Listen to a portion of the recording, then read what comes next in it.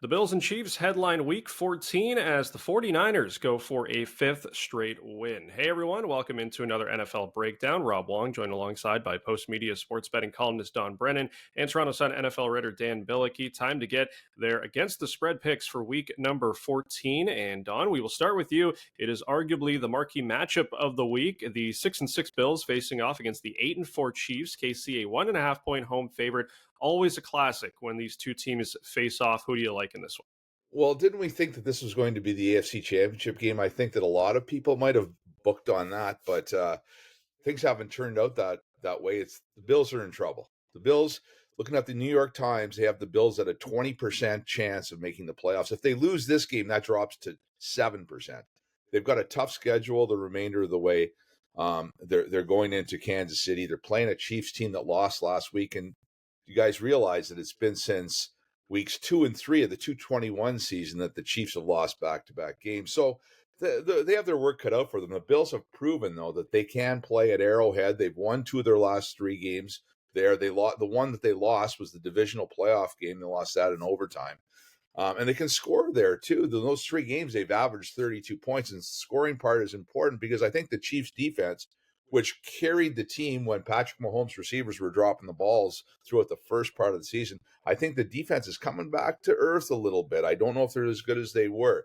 They allowed an average of 15 points in the first 7 games, and in the last 5, it's been an average of 20 points. So they're slipping a bit. The Bills have had a chance to regroup with the bye week after losing 3 of their last 4. They're going in there. They know what's at stake here, and they also look across.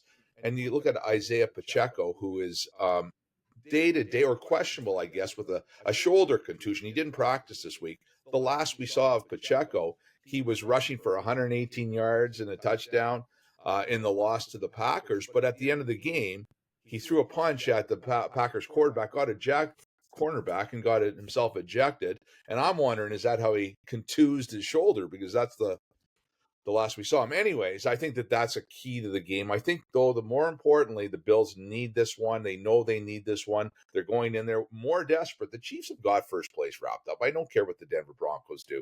The Chiefs are going to seal first place. The Bills need this one more. The Bills are going to go into KC, and they're going to win this game outright. All right, Dan, the 49ers rolling as well. They're winners of 4 in a row. They are 10.5 point favorites at home against Seattle. Can the Seahawks find a way in this one? You know what? The Seahawks, they lost a nail-biter last Thursday night against the Cowboys, but now they're probably down their top 2 running backs, which is not good news, obviously. With the Niners, they've been shown that they're the class of the league and haven't slowed down since their bye week. They've won 4 games in a row by a combined score of 134-49.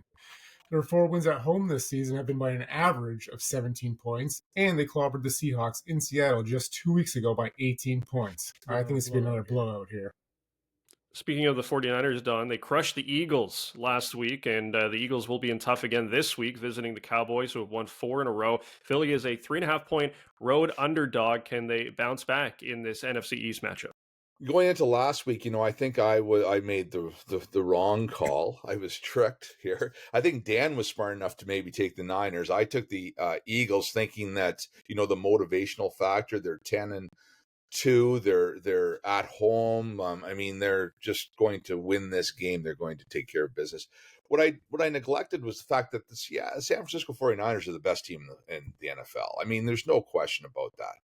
And they went in there on a mission to show the Eagles what they are and to redeem themselves from last year. So going into last week, I neglected that. I'm not going to make another mistake this week. The Dallas Cowboys are on fire. We see them week after week, especially when they're at home. 6-0 in their 6-0 at home this season. They've outscored opponents 41-16. That's the average. In their 6 home games, Dak Prescott has thrown 18 touchdown passes, 2 interceptions, an average of 309 yards a game. He can't be stopped at home. He is now facing the Philadelphia Eagles defense, the 29th ranked pass defense. Only the Jaguars, Commanders, and Chargers have given up more yardage than the Eagles have through the air. I don't think they can stop Dak Prescott. I think that Dak Prescott and the Cowboys want to, they see first place. They have a good shot at first place. They're going to go in and make their statement against the Eagles on Sunday night. So I like the Eagles or the Cowboys to win this one outright. Finally, Dan, the Jaguars seem likely to be without Trevor Lawrence this week against the Browns due to that high ankle sprain, which could mean we could see former CFL quarterback Nathan Rourke get the start if CJ Beathard's shoulder keeps him out as well. Jacksonville visiting the Browns, who are 3-point favorites at home. Who do you like in this one? I'm sure everyone's super excited for the battle between Joe Flacco and CJ Beathard and maybe Nathan Rourke, right? Trevor Lawrence suffered that rough-looking ankle injury on Monday night, and if you saw any of that footage from practice the other day, it's not looking good. Also, he'd be playing against a Browns defense that just might be sketchy on the road, but at home it's just dominant. They're allowing 10 points per game at home as opposed to on the road where it's much worse. And the weather is not looking great either. It could be a bit windy, which isn't good for those quarterbacks. So we're going to lay the points here with Cleveland. All right. As always, let us know what you're betting on in the comments section below. For all of Don and Dan's NFL picks, head over to the Toronto Sun.